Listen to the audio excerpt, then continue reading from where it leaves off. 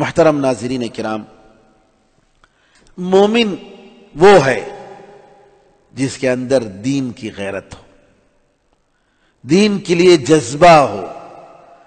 وہ تڑپ جاتا ہے یہ دیکھ کر کہ انسانیت کی پامالی ہو رہی ہے، اللہ کے حقوق کی پامالی ہو رہی ہے.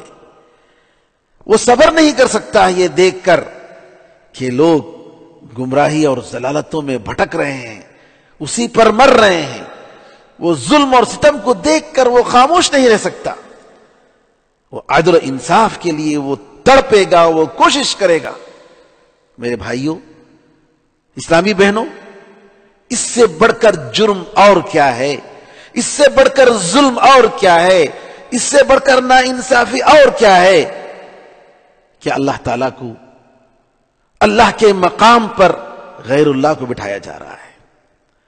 اللہ تعالیٰ کی عظمت کو نعوذ باللہ ملیامیٹ کیا جا رہا ہے کہ اللہ کا مقام کسی غیر کو دیا جا رہا ہے، مخلوق کو دیا جا رہا ہے، مردے کو دیا جا رہا ہے، پتھر اور درخت کو دیا جا رہا ہے.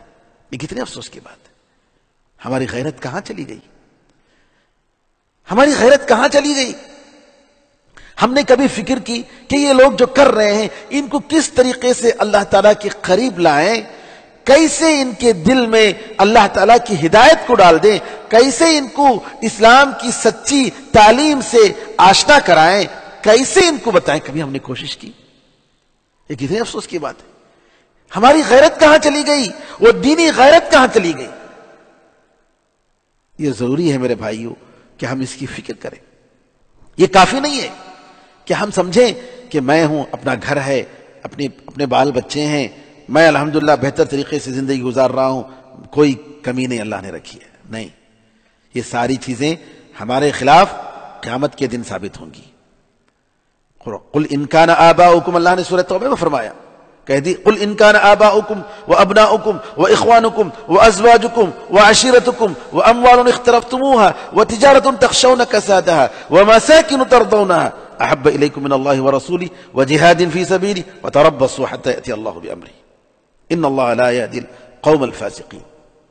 اللہ نے کہا اگر تمہارے باپ دادا، تمہارے بچے، تمہاری بیویاں، تمہاری فیملی اور وہ مال جو تم نے کما کر رکھا اور وہ تجارت اور بزنس جس کے ٹھنڈے پڑ جانے کو تم ڈرتے ہو، جس کے مند پڑ جانے کو تم ڈرتے ہو، اور وہ گھر جن کو تم پسند کرتے ہو، یہ ساری دنیا کی چیزیں اگر اللہ اور اس کے رسول اور اللہ کے راستے میں محنت اور جہاد کرنے سے زیادہ آپ کو پسندیدہ ہیں، انتظار کرو.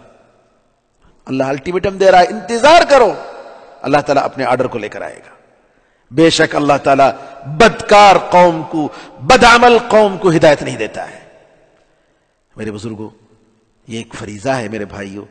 جیسے 5 وقت کی نماز ہم پر فرض ہے، جی والدین کی اطاعت و فرما برداری ہم پر فرض ہے، بیوی بچوں کی نگہبانی اور ان کی دیکھ بھالی ہم پر فرض ہے، بالکل اسی طریقے سے اسلام کی دعوت کو دوسروں تک پہنچانا یہ بھی ہمارے اوپر فرض ہے. اللہ تعالیٰ سے دعا ہے کہ اس فریضے کو نبھانے کی ہم سب کو توفیق عطا فرمائے اور ہم سب سے اللہ قبول فرمائے. السلام علیکم ورحمۃ اللہ وبرکاتہ.